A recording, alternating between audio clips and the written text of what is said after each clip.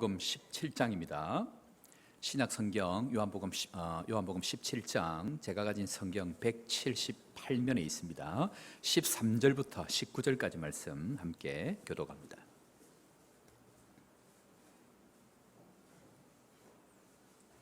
요한복음 17장 13절부터 19절까지 말씀 함께 교독합니다.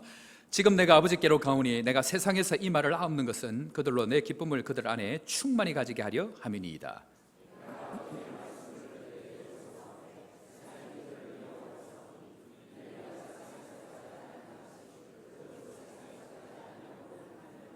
내가 비옵는 것은 그들을 세상에서 데려가시기를 위함이 아니요 다만 악에서 빠지지 않게 보전하시기를 위함이니이다.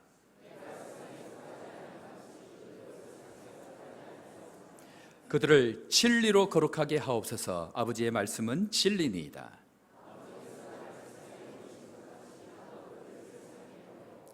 또 그들을 위하여 내가 나를 거룩하게 하오니 이는 그들로 진리로 거룩함을 얻게 하려 함이니이다. 아멘. 할렐루야. 오늘도 하나님 우리와 함께 하시는 것 믿으시고 높으신 주 하나님 찬양하며 그 주님 앞으로 나아가는 은혜가 우리 가운데 있기를 주의 이름으로 축원합니다.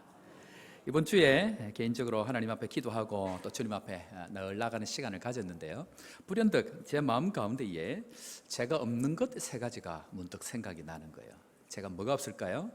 인간적으로 아들이 없습니다. 하나님 앞에 기도하는데 첫 번째로 이렇게 없는 게 뭐가 생각이 나냐면, 하나님 제가 아는 게 없습니다 라는 생각이 드는 거예요. 가만히 이렇게 공부를 하면 할수록, 시간이 가면 갈수록 제가 아는 게 없다는 게 너무 이번 주에 마음이 아픈 거예요. 그러다가 또 그것이 끝이면 되는데 또 두 번째 생각이 든 게 뭐냐면, 주님 제가 힘이 없습니다. 시간이 갈수록 제가 겉으로는 이렇게 좀 괜찮아 보여도 시간이 갈수록 힘이 없는 거예요. 이 힘이 육체적인 힘도 있지만 우리 성도들 어렵고 힘든 이 세월을 살아가는데 내가 좀 힘이 있어가지고 거제 시장도 좀 알고 청와대에 아는 사람도 좀 있어가지고 어려운 성도들 좀 전화 한 통만 하면 좀 이렇게 희길이 해결돼, 이런 능력이 있으면, 힘이 있으면 좋겠는데 제가 힘이 없다는 게 또 마음이 아픈 거예요. 세 번째는 뭐냐면요, 주님 나에게 능력이 없습니다. 제가 그 마음이 드는데, 이 목사가 새로 왔는데요, 힘도 많고 능력이 많아가지고 우리 교인들 어디 아프다 그러면 다 오세요. 무릎 탁 꿇려고 손 한 번이니까 기도하면 암이 물러가고 우울증이 그날부터 날아가고 불면증이 그때부터 잠이 와고 정신을 못 차도록 이렇게 해야 되는데, 주님 제가 능력이 없습니다. 제가 이 마음이 드는 거예요. 하나님 앞에 그 생각이 들면서 제가 이번 주에 얼마나 혼자 또 울었는지 모릅니다. 주님 내가 보니까 아는 것도 없고 힘도 없고 능력도 없고, 하나님 앞에 그렇게 기도할 때에 문득 하나님께서 제 마음에 주신 게 뭐냐면, 내가 있잖아. 사랑하는 성도 여러분, 우리에게 주님이 우리의 힘이 되시고 주님이 우리에게 능력이 되신다는 사실이 우리 모두에게 힘이 되기를 주의 이름으로 축원합니다. 그런데요, 제가 하나님 앞에 아는 것도 없고 힘도 없고 능력이 없어서 오직 주님만이 우리에게 능력이 된다, 그 마음을 가지고 있는데, 그런데 이상하게 성경은 오늘 우리에게 한 가지 명령하는 것 한 가지가 있다, 그 이야기를 합니다. 그것이 뭐냐면 바로 거룩하라는 것입니다. 거룩하라, 그 이야기를 합니다. 성경에 보면요, 이 거룩에 대해서 얼마나 많은 이야기를 하고 있는지 모릅니다. 특별히 모세 오경이라고 이야기하는 이 모세가 적었던 것들 중에 제일 핵심 중에 핵심이 뭐냐면 이 제사법인데, 레위기인데, 레위기에서 얘기하는 건 유일하게 한 가지를 딱 뽑으라 그러면 한 단어를 뽑으라고 이야기하면 그것은 바로 거룩이다, 그 이야기를 합니다. 얼마나 지금 이 거룩에 대해서 많이 얘기하고 있는지 우리 한번 잠깐 살펴보도록 하겠습니다. 레위기 11장 45절 말씀인데요, 우리 다 같이 한번 봅니다. 나는 너희의 하나님이 되려고 너희를 애굽 땅에서 인도하여 낸 여호와라. 내가 거룩하니 너희도 거룩할지어다. 여기만 이렇게 하는 것이 아니고요, 쭉 나가는데 이 레위기 19장에서 가보면, 레위기 19장은 정말 핵심 중에 핵심의 내용이 이 거룩인데, 19장 2절 말씀에도 동일한 말씀으로 우리에게 말씀합니다. 이 19장 2절 다 같이 봅니다. 너는 이스라엘 자손의 온 회중에게 말하여 이르라. 너희는 거룩하라. 이는 나 여호와 너희 하나님이 거룩함이니라. 하나님께서는 우리에게 거룩을 반복해서 요구하고 있다. 그 얘기를 하는데요. 뿐만 아니고 이 구약에서 옛날 제사법이니까 구약에서 거룩을 얘기하겠지 아닙니다. 베드로전서 1장 16절에 가면 동일하게 다시 한번 이렇게 얘기합니다. 베드로전서 1장 16절 다시 봅니다. 기록되었을 때 내가 거룩하니 너희도 거룩할지어다 하셨느니라. 오늘 말씀에 성경은 우리에게 거룩하라 그 이야기를 하고 있는데, 오늘 이 말씀도 동일하게 제가 우리 교회를 위해서 기도할 때에 하나님께서 반드시 이루기를 원하시는 것 중에 하나가 바로 이 거룩이라는 것입니다. 사랑하는 성도 여러분, 하나님 앞에 이 거룩의 은혜를 경험하는, 거룩의 능력을 경험하는 우리 모든 성도 되기를 주의 이름으로 축원합니다. 그런데요, 오늘 이 말씀을 하시는데 하나님께서 우리 가운데 이 거룩하라 그 얘기를 하시는데, 왜 하나님께서 우리에게 이렇게 거룩을 자꾸 요구하고 있냐면, 하나님은 어떤 분이십니까? 하나님은 정결하고 거룩한 분입니다. 그 하나님께서 우리와 교제하기 위해서는 우리에게 더러움이 있거나 우리에게 죄가 있어서는 결단코 주님과 함께 할 수 없기 때문에, 그 거룩하신 주님께서 우리와 뭐 하고 싶으셔서 함께 교제하고 함께 하기 위해서는 반드시 우리를 깨끗해 하는 은혜가 있어야 되는데, 주님이 얼마나 이 거룩함과 깨끗함을 원하신다고 하면요, 자신의 아들 독생자 예수 그리스도를 죽이시면서까지 그 피로 말미암아 우리를 깨끗하게 하실 만큼 거룩을 원하신다, 그 이야기를 합니다. 요한일서 1장 17절에 가면 이렇게 말씀하고 있습니다. 요한일서 1장 17절입니다. 그가 빛 가운데 계신 것 같이 우리도 빛 가운데 행하면 우리가 서로 사귐이 있고 그 아들 예수의 피가 우리를 모든 죄에서 깨끗하게 하실 것이요. 사랑하는 성도 여러분, 예수 그리스도의 피가 우리를 거룩으로 인도한다는 걸 믿으시고 거룩으로 주님 앞에 나아가는 은혜가 우리 모두에게 있기를 주의 이름으로 축원합니다. 그래도 오늘 이 말씀을 읽고 가만히 생각해 보면요, 이 말씀이 너무 이상한 말씀이에요. 왜 그럴까요? 오늘 이 말씀은 하나님 앞에 굉장히 이상한 것들이 많이 있는데, 주님은 우리를 거룩하라 그 이야기를 하고 있는데, 이상한 것은 주님께서 이 출애굽한 이스라엘 백성들을 어디로 가라고 얘기하십니까? 어디로 가라고 말씀하시죠? 어디죠? 가나안 땅으로 가라고 얘기합니다. 그런데 여러분, 가나안 땅이 어떤 땅입니까? 가나안 땅은 우리가 알고 있듯이 거룩하고 깨끗한 땅이 아닙니다.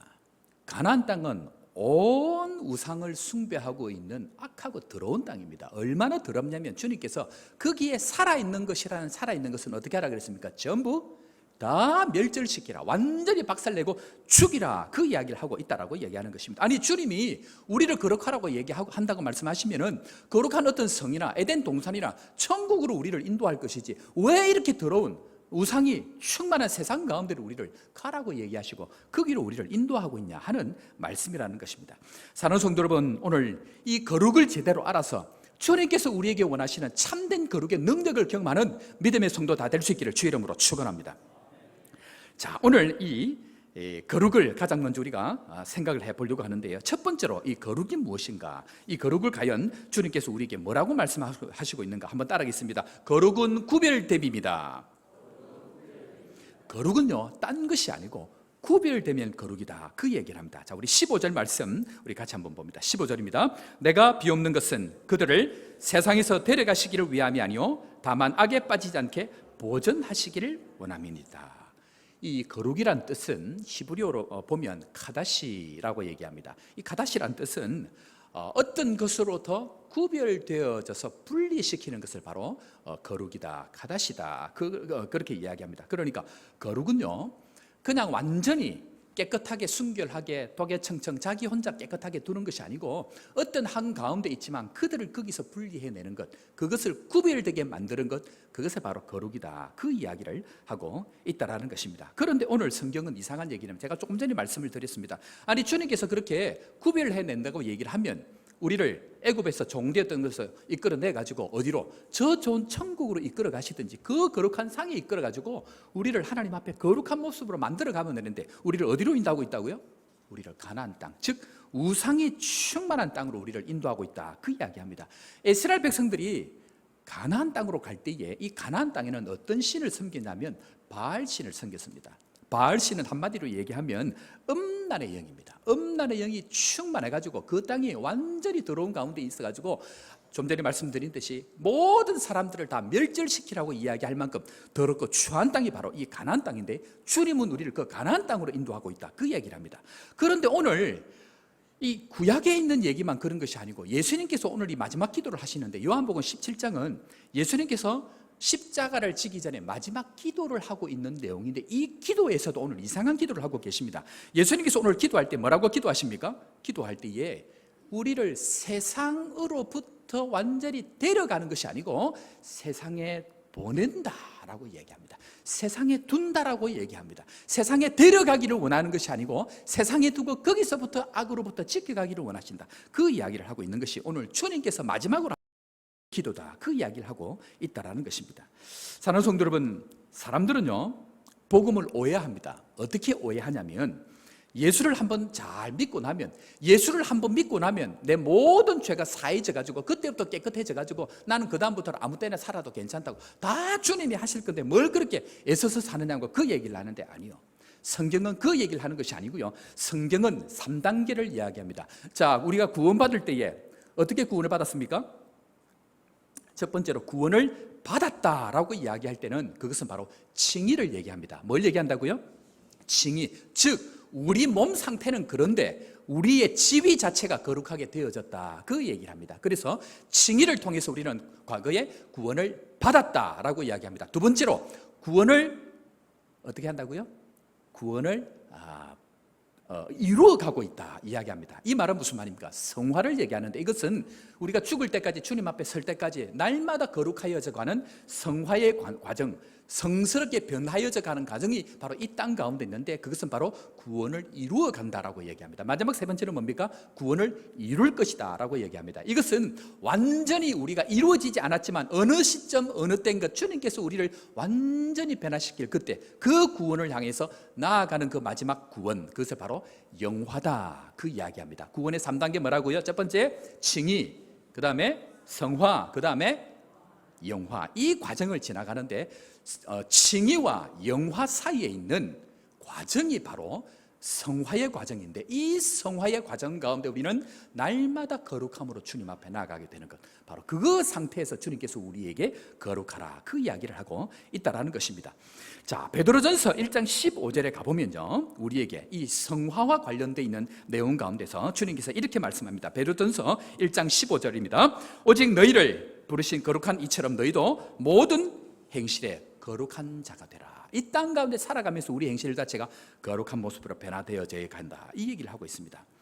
그런데 우리가 조금 전에 말씀을 드린 것처럼 거룩하고 완전히 에덴 동산 죄가 하나도 없는 곳에 주님 앞에 그 가나안 땅으로 나아가면 좋은데 시작부터 문제가 생깁니다. 뭐냐면요 출애굽을 해서 가나안 땅으로 나아갈 때에 출애굽을 향해서 나아가는 그 사람들이 어떤 사람이냐면요 성경은 이상한 사람들이라고 성경을 표현하고 있는데 출애굽기 12장 38절 어떤 사람들인지 한번 보겠습니다. 출애굽기 12장 38절입니다. 다 같이 봅니다. 수많은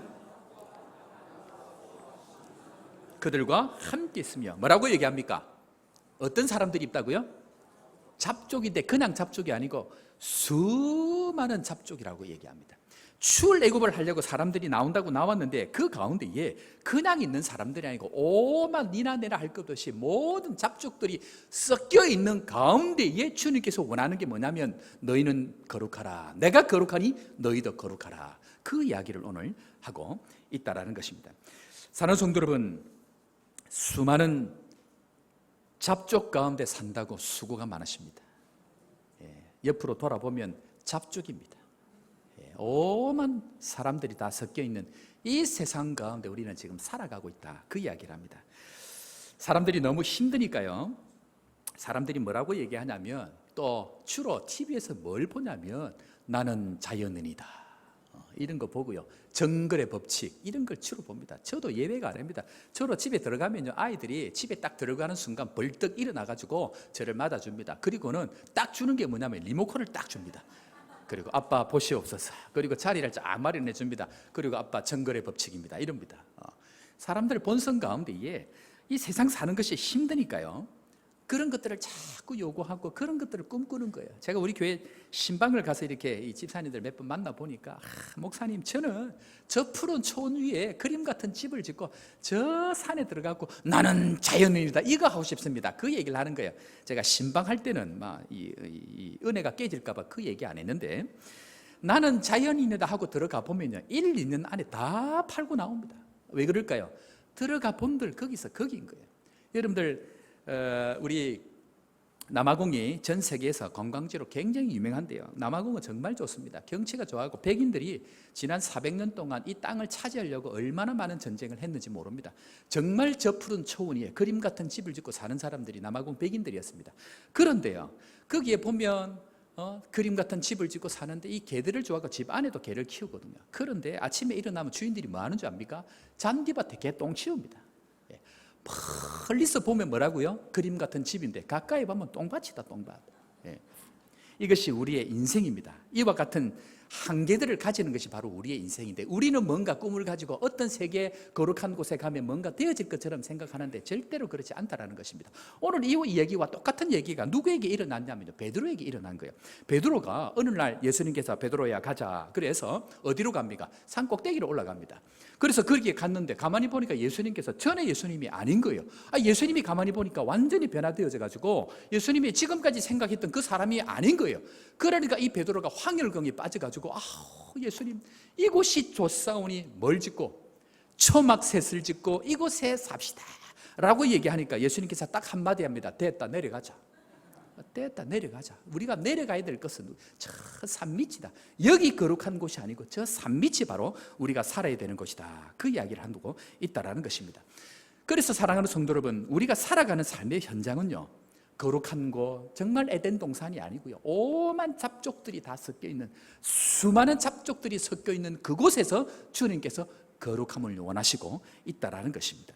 베드로가 산 꼭대기에 있을 때, 좋을 때, 그때는 정말 좋아서 살자고 했는데 이 베드로의 실체가 산 밑으로 내려가면 여지없이 나타납니다. 베드로가 산 밑에 내려가서 어떻게 됐습니까? 완전히 박살이 났습니다.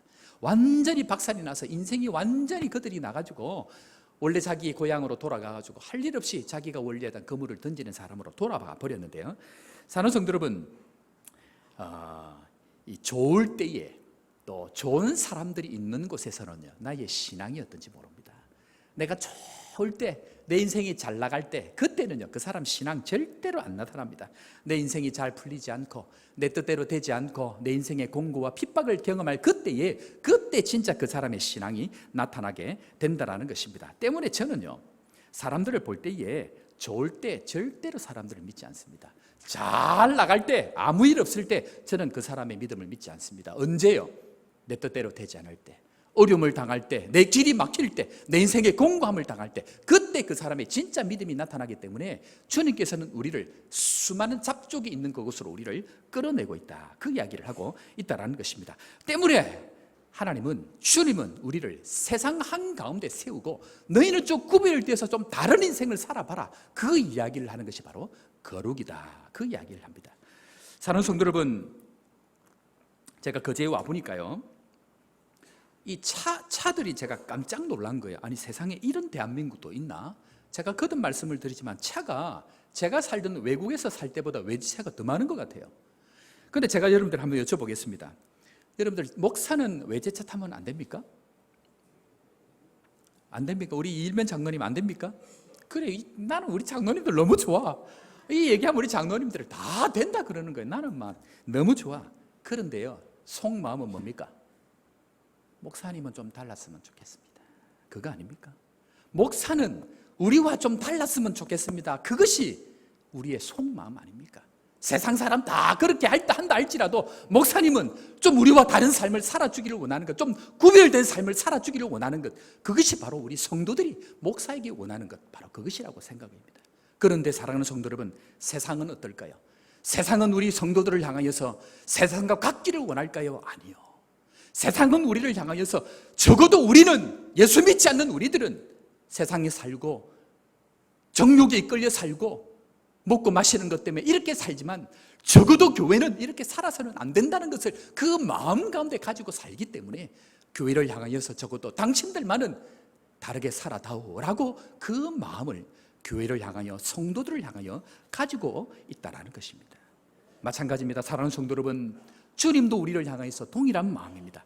적어도 너희는 세상에 살지만 세상과 다른 어떤 삶을 좀 살아주면 되지 않겠니? 적어도 너희가 온 잡족들이 살고 있는 세상 가운데 살고 있지만 적어도 너희들은 좀 다른 삶을, 좀 구별된 삶을, 좀 거룩한 삶을 살아주면 되지 않겠니? 라고 말씀하고 있는 것이 바로 주님께서 오늘 우리를 거룩으로 초대하고 있다라는 말씀입니다. 때문에 시편 16편 3절 말씀, 오늘 우리에게 이렇게 말씀합니다. 16편 3절입니다. 같이 봅니다. 땅에 있는 성도들은 존귀한 자들이니 나의 모든 즐거움이 그들에게 이도다. 주님이 언제 기쁠까요? 주님은 우리가 거룩함으로 구별된 삶을 살 때에 주님은 우리를 통해서 즐거워한다는 것입니다. 주님의 모든 즐거움의 기쁨이 하늘이 아니고요, 잡족 가운데 살아가는 우리가 주님 앞에 구별된 삶을 살아가는 그 성도 한 사람 한 사람을 바라볼 때에 주님은 즐거움이 충만한 것이 바로 나, 구별된 삶을 살아가는 나 한 사람 때문에 그것이 성도의 즐거움과 기쁨이다, 그 이야기를 한다는 것입니다. 사랑하는 성도 여러분, 우리 이 구별된 삶을 살아서 주님의 기쁨이 되고 그 주님의 기쁨이 우리 안에 충만하기를 주의 이름으로 축원합니다.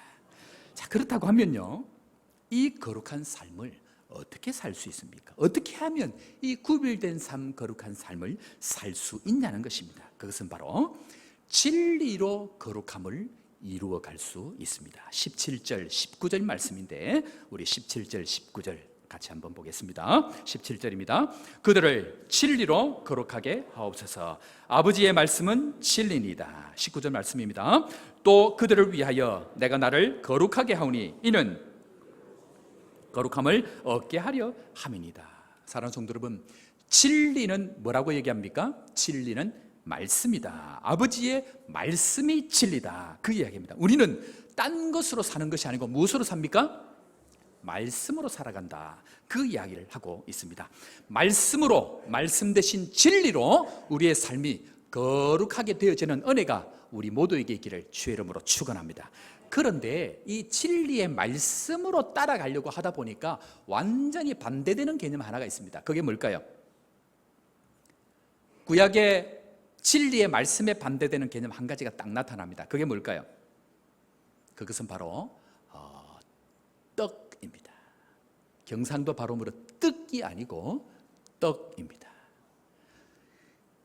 구약의 모든 진리의 말씀을 반대하는 것이 뭐냐면 먹고 배부르는 떡입니다. 이것은 굉장히 중요한 개념인데 오늘 저와 함께 이 말씀을 좀 깊이 생각해 보려고 합니다. 자, 예수님께서 이 땅에 오셔서 공생애를 시작할 때에 누구에게 이끌리셨습니까? 성령에게 이끌려 시험을 받으십니다. 그리고 사탄을 통해서 시험을 받았는데 이 땅 가운데 받는 우리의 시험 세 가지가 있습니다. 그 첫 번째가 무엇입니까? 돌이 떡이 되는 것인데, 이것은 이 인류 이스라엘 백성들을 대표해서 예수님께서 시험을 받으시는 것인데, 예수님께서 이 돌이 떡이 되게 하는 이 시험을 무엇으로 이기셨습니까? 사람이 떡으로만 사는 것이 아니요 하나님의 입에서 나오는 모든 말씀으로 산다라고 얘기하면서 진리 대신 하나님의 말씀에 반대는 바로 떡입니다. 이것이 왜 이렇게 중요한 말씀인가? 왜 예수님께서 세 가지 시험 중에 이 첫 번째 시험을 받으셨는가? 그것을 조금 설명을 해보려고 합니다. 이스라엘 백성들이 출애굽을 하고 난 이후에 놀라운 경험을 했습니다. 어떻게 이런 놀라운 경험을 할 수 있습니까? 홍해가 갈라지고 그 마른 땅을 걷는 그런 놀라운 기적들을 경험하면 어디 그뿐입니까? 그 전에 10가지 재앙을 통해서 기적같이 그 가운데 살아남았습니다. 그런데 출애굽기 15장에 가보면 이 사람들이 이 구원의 은혜를 경험하고 난 이후에 춤을 추고 노래를 하고 난리가 나는 것이 출애굽기 15장입니다. 그런데 딱 16장에 들어가 보면 무슨 사건이 생기냐면 딱 첫 번째 나타나는 사건이 뭐였습니까? 뭐가 없습니까? 물이 없는 거예요. 물이 없으니까 사람들이 물 때문에 난리가 납니다. 그런데 또 며칠 지나니까 뭐가 없습니까? 먹을 게 떨어진 거예요. 그러니까 이 백성들이 모세와 아론에게 원망을 하고 돌을 들려고 합니다. 그러니까 그때 주님께서 출애굽기 16장에 딱 나타나시고 뭐라고 얘기하냐면 너희들이 먹을 것 때문에 이래? 좋아, 그러면 내가 앞으로 먹을 걸 마음껏 줄 거야.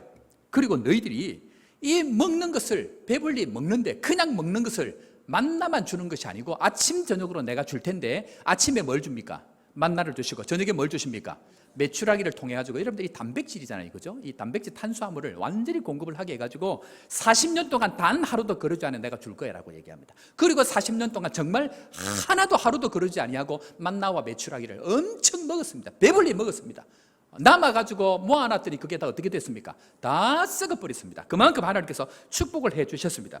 그런데요, 사람들은요, 은혜를 경험할 때는 하나님 앞에 축복을 경험하고 감사하고 노래하고 그 이야기를 하는데, 이 어려운 가운데서 나타나니까 본심이 나온다는 거죠. 그래서 하나님 앞에 간구해가지고, 주님께서 좋아, 너희들이 어렵고 힘드니까 내가 너희들에게 이 먹을 것을 줄 것인데, 그런데 너희들이 먹을 것 때문에 애굽으로 돌아가자, 먹을 것 때문에 우리를 여기서 죽이려고 하느냐, 이 얘기를 하는데, 내가 앞으로 40년 동안 너희들이 먹을 걸 줄 건데 너희들이 진짜 먹을 것을 따르는지 말씀을 따르는지 내가 오늘 시험해 볼 거야 라고 하는 것이 16장 내용입니다.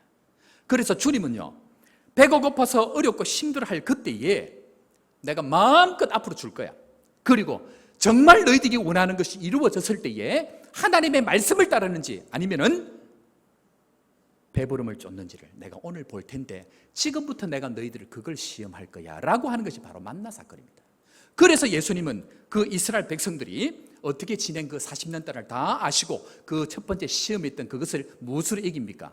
사람이 떡으로 사는 것이 아니고 무엇으로 산답니까? 하나님의 입에서 나오는 모든 말씀으로 산다, 그 이야기를 하고 있다는 것입니다. 출애굽기 16장 4절, 이스라엘 백성들에게 주님이 시험하는 내용 다시 한번 봅니다. 출애굽기 16장 4절입니다. 다 같이 봅니다. 그때에 여호와께서 모세에게 이르시되, 보라, 내가 너희를 위하여 하늘에서 양식을 비같이 내리리니 백성이 나가서 일용할 것들을 날마다 거둘 것이라. 이와 같이 하여 그들이 내 율법을, 만나를 주는데 지금 만나를 주는 조건이 뭡니까? 좋아, 너희들이 너무 사랑해서 내가 다 줄 건데 너희들이 이미 배고픈 것 때문에 애굽을 그리워해서 너희들이 자꾸만 요구하는데, 좋아, 내가 지금부터 앞으로 마음껏 채워줄 텐데, 그런데 너희들이 이 만나를 먹고 진짜 내 말씀을 준행하나 안 준행하나 한번 보자 라고 하는 것이 바로 만나의 시작입니다. 그런데 그 사람들 떡을 먹고 어떻게 됐습니까? 떡을 먹고 그 사람들은 광야 가운데서 돌을 또 들고, 광야 가운데서 또 금송아지를 세우고, 광야 가운데서 또 그렇게 배부름에도 불구하고 날마다 만나와 메추라기라 하늘의 놀라운 은혜를 경험함에도 불구하고 또 하나님 말씀대로 살지 않는 것이 바로 인간의 본질, 죄된 사람들의 습성이라는 것입니다. 그런데 주님께서 오늘 뭘 얘기하십니까? 온 세상이 그렇게 산다 할지라도 배부름을 쫓아가지 아니하고 떡을 향하여 쫓아가지 아니하고 무엇을 쫓아간다? 하나님의 입에서 나오는 말씀 붙들고 내가 살아갈 것이야. 내가 온 세상이 그렇게 간다 할지라도, 배부름을 향하여 간다 할지라도 나는 말씀 붙들고 갈 것이야 라고 하는 것이 바로 예수님께서 우리에게 보여주신 세상을 이기신 이김이라는 것입니다. 사랑하는 성도 여러분, 배부름이 우리의 인생의 목적이 아니고 여호와의 입에서 나오는 말씀이 우리 인생의 유일한 시막이고 능력이 되기를 주의 이름으로 축원합니다. 오늘 주님께서는 우리에게 그 이야기를 하고 있다는 것입니다. 때문에 사랑하는 성도 여러분, 저는 오늘 우리 사랑하는 교인들에게 도전합니다. 지난 세월 동안 우리 거제도가 얼마나 많은 은혜를 경험했습니까?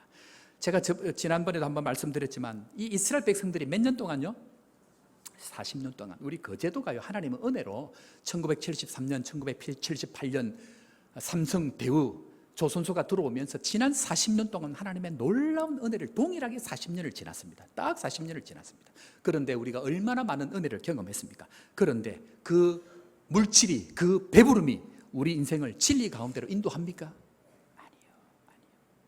우리 거제도가 지금 한순간에 그냥 훅 버려버리면요, 다 날아가는데, 그렇게 휘황찬란하던 IMF도 모르고 우리 동네는 10,000원짜리 물고 다니던 개가 옥포에는 50,000원짜리 물고 다닌다 그러는데, 그렇게 휘황찬란하던 이 지역이 하루아침에 이렇게 된 것이 얼마만큼 추락을 한가.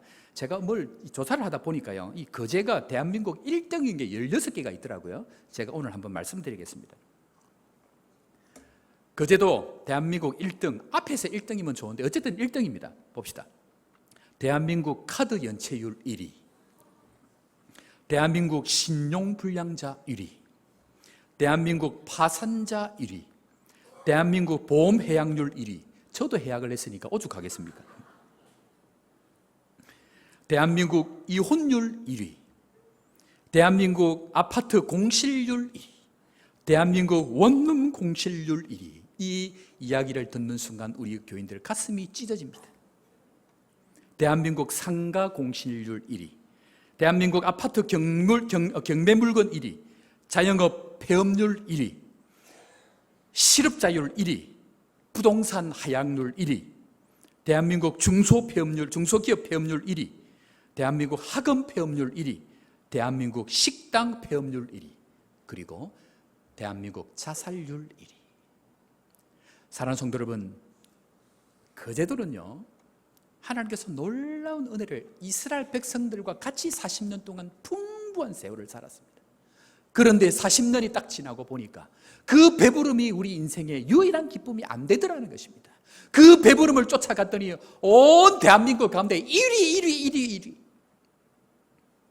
이 현실을 바라보고 너희들 한번 먹어봐. 너희들 배부르지? 애굽으로 돌아가고 싶지? 나를 원망하지? 그래, 내가 40년 동안 아침 저녁으로 만나 매출을 줄 테니까 그것으로 인생이 살 수 있나 너희들 한번 살아봐 하는 것이 바로 만나 사건인데, 지난 4월 동안 우리는 하나님 앞에 놀라운 은혜를 경험했는데 우리의 마지막이 어디로 가야 된다면 어디로 가야 됩니까? 진리의 말씀인 하나님의 말씀으로 돌아가야만이 우리 인생에 소망이 있다는 것입니다. 사랑하는 성도 여러분, 소망이 있는 은혜가 말씀 때문에 다시 한번 일어나는 우리 모두가 되기를 주의 이름으로 축원합니다. 이 말씀 붙들고 다시 한번 돌아갈 때에, 진리의 말씀인 이 말씀 붙들고 돌아갈 때에 지나왔던 세월의 모든 아픔도 덮어지고, 지나왔던 세월들의 내 배부름을 위해서 달려왔던 모든 연약함도 채워지고, 다시 한번 하나님께서 우리를 사용하시는 놀라운 은혜가 말씀 가운데 있는 것 다시 한번 믿으시고, 말씀으로, 진리의 말씀으로 일어나는 우리 모두가 되기를 주의 이름으로 축원합니다. 자, 그렇다고 하면요, 우리는 어떻게 해야 됩니까? 이 진리의 말씀 붙들고 우리가 어떻게 해야 됩니까? 그것은 한번 따라하겠습니다. 내가 먼저 거룩하기를 도전해야 합니다. 자, 우리 19절 말씀 같이 봅니다. 19절입니다. 또 그들을 위하여 내가 나를 거룩하게 하오니 이는 그들도 진리로 거룩함을 얻게 하려 함이니라. 무슨 말입니까? 예수님께서는 먹고 배부름을 위해서 인생 전부를 살았던 이 인생들을 향하여서 그게 아니야. 그리고는 예수님은 40일, 이스라엘 백성들 40년 광야의 대표로 40일을 죽도록 굶으시고, 그리고 그 40일 되는 그 마지막에 시험할 그때에 떡을 먹으라는 인생의 목적이 배부름이라는 그 인생의 도전을 향하여서, 아니요, 나는 내 인생의 목적이 배부름이 아니고 내 인생의 목적은 내가 오늘 당장 굶어 죽는다 할지라도 오직 여호와의 입에서 나오는 말씀만이 내 인생의 유일한 희망이요라고 선언한 것이 바로 예수님께서 처음으로 이기셨던 바로 그 말씀이라는 것입니다. 그 일을 위해서 예수님은 오늘 말씀합니다. 그들을 위하여 내가 나를 거룩하게 하오니, 내가 나를 거룩하게 하오니, 이것을 통하여서 우리에게 능력의 주님으로 뿐만 아니고 우리를 거룩하게 하실 수 있는 진리의 말씀으로 우리에게 다가오셨다라는 것입니다. 사랑하는 성도 여러분, 다른 사람 이야기하지 않기를 바랍니다. 다른 사람 이렇다 저렇다 이야기하지 않기를 바랍니다. 누가 먼저?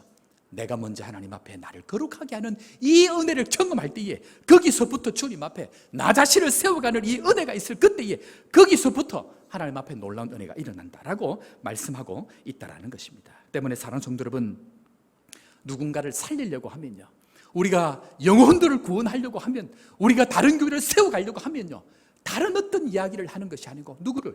나 자신을 먼저 세워가고, 나 자신을 먼저 구별하고, 나 자신을 먼저 하나님 앞에 거룩으로 도전해서 그 앞으로 나아갈 그때에 주님께서 우리 가운데 놀라운 은혜로 함께한다, 그 이야기를 하고 있다는 것입니다. 성도들, 우리 신방 대신방 가운데 있는데요, 제가 지금 반쯤 한 것 같습니다. 반쯤 한 것 같은데 여름이 오기 전에 빨리 끝내려고 합니다. 빨리 끝내야 여러분들도 힘들지 않고 저도 좋을 것 같은데, 근데 성도들 이렇게 신방을 해보면 다들 우리 성도님들 얼마나 귀한지 모릅니다. 목사님, 저희들은 참 하나님 은혜로 여기까지 왔는데 교회를 위해서 참 귀하게 쓰임받고 싶습니다. 하나님께서 우리에게 많은 축복을 주셨는데 이 축복을 이제는 좀 흘려보내고 싶습니다. 이런 분들이 많이 있습니다. 그런데요, 그 일을 하기 위해서 참 하나님 앞에 감사한 일이지만, 그 일을 하기 위해서 우리가 먼저 해야 될 게 뭐냐면요, 누구를 먼저? 나 자신을 먼저 하나님 앞에 거룩하고 구별되어 지켜가는 것, 그 일이 있을 때에 주님께서 우리를 하나님의 은혜로 인도해 가신다, 그 말씀합니다. 자, 그래서 유다서 1장 20절에는 우리 자신을 먼저 세우기 위해서 어떻게 말씀하고 있는가? 유다서 1장 20절 우리 다 같이 한번 봅니다. 사랑하는 자들아, 너희는 너희의 지극히 거룩한 믿음 위에 자신을 세우며 성령으로 기도하며, 자신을 먼저 세우는 것이 필요합니다. 뿐만 아니고 디모데후서 사도 바울이 사랑하는 아들, 영적인 아들 디모데에게 동일하게 이렇게 말씀합니다. 디모데서 2장 15절 말씀 다 같이 봅니다. 너는 진리의 말씀을 옳게 분별하며 부끄러울 것이 없는 일꾼으로 인정된 자로 자신을 하나님 앞에 드리기를 힘쓰라. 자신을 분별해서 하나님 앞에 드리는 여기에서부터 바로 능력이 시작이 된다. 거룩은 바로 능력인데 여기에서부터 시작된다. 그 말씀을 하고 있다라는 것입니다. 사랑하는 성도 여러분, 우리의 능력이 어디 있는가? 그것은 다른 어떤 곳에 있는 것이 아니고 내 안에 구별된 삶들을 살아갈 때에 이미 구원의 은혜를 주시고 이미 칭의되어진, 거룩하게 되어진 우리의 칭의에 맞게 우리의 삶이 분별되는 삶을 살아갈 그때에 주님께서는 나를 통해서 주님의 은혜가 주님 앞에 있다, 그 이야기를 하고 있다라는 것입니다. 사랑하는 성도 여러분, 베드로가요 하나님 앞에 큰 은혜를 경험했습니다. 그리고 실패하고 좌절하고 오만 잡족이 섞여 있는 가운데에 베드로가 그 가운데에 연약한 자신의 모습을 통해서 실패를 했습니다. 그리고 주님께서 다시 찾아오셔가지고 베드로에게 다시 사명을 일으킵니다. 그리고 너는 나를 위해서 하나님 앞에 어린 양을 치라, 내 양을 먹이라, 그 얘기를 합니다. 그런데 이 옛날 본성이 나옵니다. 베드로가 뭐라고 얘기합니까? 다 듣고 나니, 사명을 받고 난 이후에 뭐라고 얘기합니까? 주님, 저기 있는 저 안은 어찌 됩니까? 그렇게 얘기합니다. 주님, 저기 있는 저 여아는 어떻게 됩니까? 라고 얘기하니까 주님께서 뭐라고 얘기합니까? 가는 가가 알아서 한다. 니는 네 일이나 신경 써라. 우리는요 신앙생활 할 때에 왜 우리가 자꾸 거룩으로 구별되지 못하느냐면 나를 분별하는 일에 집중하지 아니하고 누구에게 자꾸 신경 씁니까? 옆에 있는 사람 한번 얼굴을 보지 마십시오. 옆에 있는 사람을 자꾸 보니까 내가 달려가고 내가 구별을 돼야 되는데 옆에 있는 사람 신경 쓰다 보니까 내가 해야 될 일을 못하는 거예요. 그 사람이 어떻게 하든지 뭘 하든지 베드로에게 주님 뭐라고 얘기합니까? 가는 가가 알아서 한다. 그것이 바로 믿음입니다. 무슨 말이냐? 우리는 자꾸 내가 간섭해서 내가 바꾸려고 그러는 거예요. 마치 하나님처럼 내가 간섭하는데 믿음이 있다라고 얘기하면 그 연약한 부분도 누가 하시도록? 주님께서 하시도록 내어놓는 것이 바로 믿음이다, 그 이야기를 합니다. 사랑하는 성도 여러분, 다른 것 하지 말고요, 그저 나에게 주어진 그 하나님의 일들, 나에게 주어진 그 길을 구별되이 살아갈 그때에 주님께서 우리 가운데 놀라운 은혜로 함께 하신다는 것 믿으시기를 주의 이름으로 축원합니다. 그래서 딴 것 하지 아니하고요, 내 것 내려놓고 내 것 먼저 드리고 내 것 주님 앞에 헌신하고 나아가면 주님께서 그 다음으로 일을 하시겠다, 그렇게 말씀하고 계십니다. 제가 개인적으로 목회하면서요, 아니 평생 하나님 앞에 사역하면서 고민하는 게 뭔지 아십니까? 저는 개인적으로는 다른 사람이 몰라, 다른 목사가 뭘 하든지 다른 선교사가 뭘 하든지 저 관심이 없습니다. 저는 내 몸 하나 간수하기도 어려운 거예요. 나는 내 몸 하나 하나님 앞에 구별되어 살아가기도 어려운 거예요. 다른 사람 신경 다 쓰고 다른 사람 얘기 다 하고. 저는 개인적으로 평생 하나님 앞에 고민하는 것은 주님, 나 자신이 하나님 앞에 구별되어 살 수 있도록 하나님 다른 사람은 신경 쓰지 아니하고 주님 다른 사람은 주님이 하시고 나에게 맡겨진 그 일 구별되어 살아갈 수 있도록 하나님 나를 지켜주옵소서. 제가 하나님 앞에 기도하고 소원해서 하나님께서 많은 제자들, 영적인 제자들, 사역자들이 남았습니다. 한국에만 40명이 넘고요, 남방금 선교지만 해도 수십 명이 됩니다. 그런데 제가 그들에게 일일이 이래라 저래라 말하지 않습니다. 너희들 사역자가 되면 이렇게 해야 돼, 너희들 목사가 되면 이렇게 해야 돼, 제가 단 한 번도 얘기한 적이 없습니다. 뭐 합니까? 다 살고 난 이후에 단 한마디 얘기합니다. 너희들이 나와 같기를 원하노라.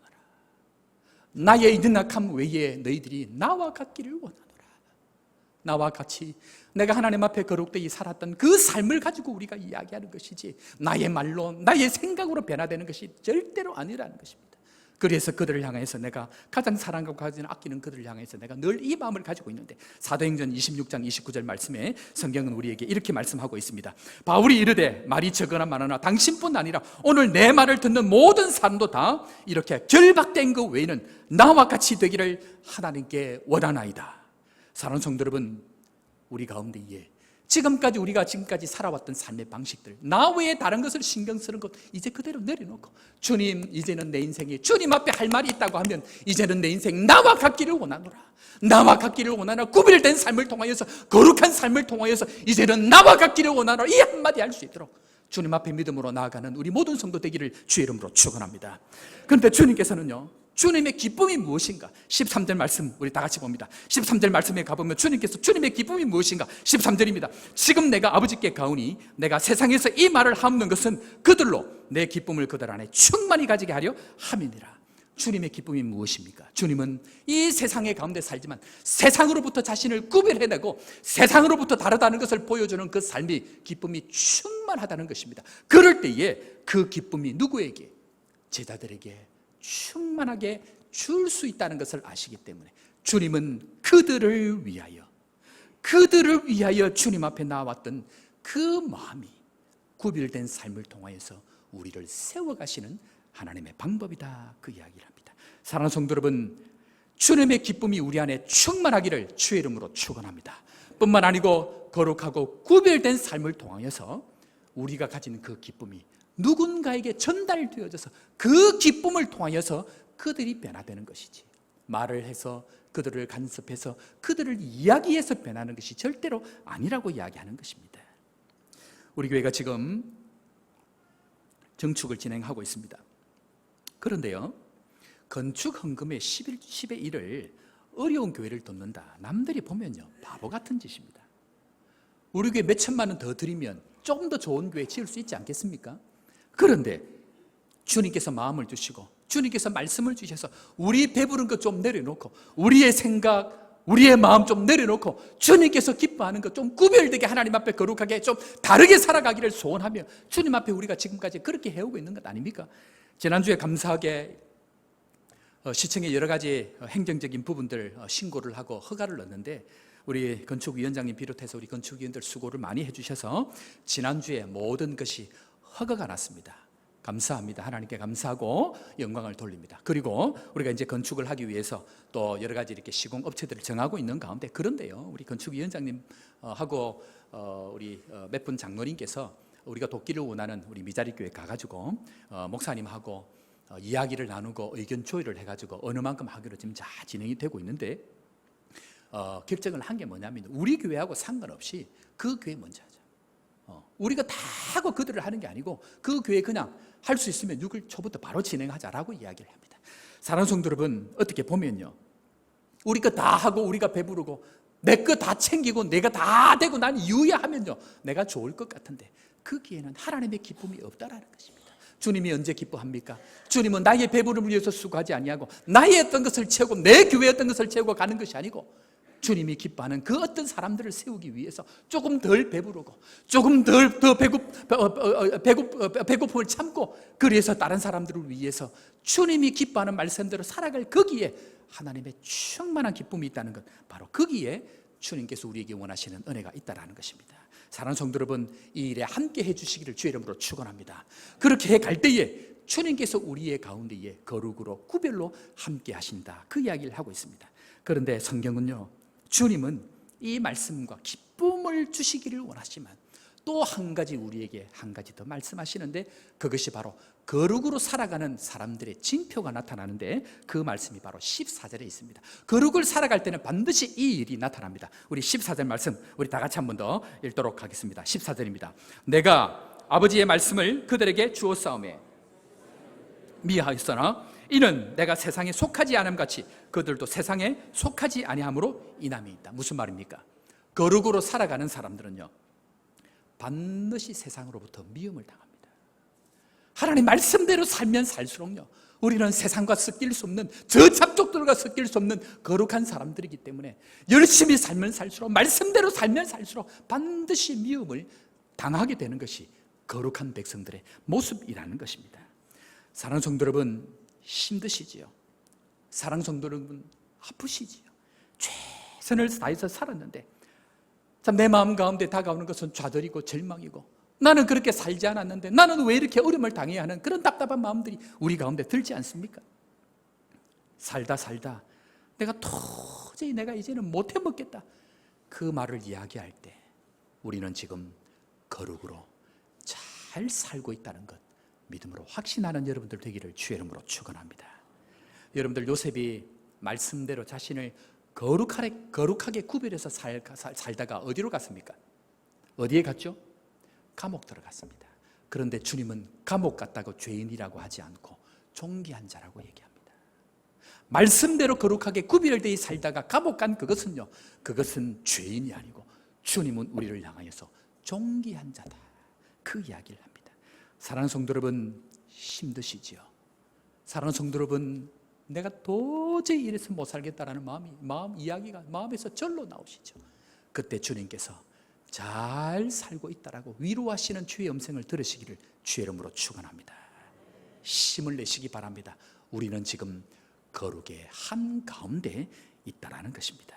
그래서 주님께서 우리를 향하여 이렇게 말씀합니다.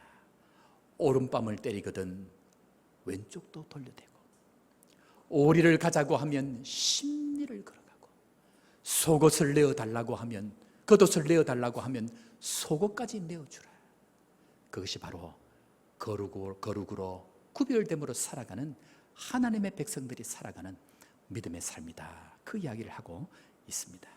사랑하는 성도 여러분, 설교 시작할 때에 제가 말씀을 드렸습니다. 저는 가진 것이 없습니다. 아는 것이 없습니다. 힘이 없습니다. 능력도 없습니다. 그런데 주님께서 오늘 우리에게 말씀합니다. 거룩이 능력이다. 거룩이 기쁨이다. 거룩이 우리의 힘이다. 사랑하는 성도 여러분, 이 일을 향하여 나아가는 우리 모두가 되기를 주의 이름으로 축원합니다.